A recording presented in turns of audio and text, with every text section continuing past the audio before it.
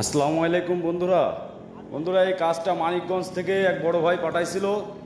আজকে মালটা কমপ্লিট হলো। তো কাজটার গ্লেজ এবং এই যে স্টিকারটার রং দিয়ে তৈরি করা হয়েছে। তো কেমন হয়েছে কাজটা অবশ্যই কমেন্টস করবেন। এটা মানিকগঞ্জের এক বড় ভাই পাঠাইছিল কুরিয়ারের মাধ্যমে। তো আপনারা যারা কুরিয়ারের মাধ্যমে কাজ করাইতে চান তারা আমাদের হোয়াটসঅ্যাপ নাম্বারে যোগাযোগ করবেন। আমাদের ঠিকানা খালিশপুর তেল পাম্পের পশ্চিম সাইডে, মহেশপুর, ঝিনাইদহ।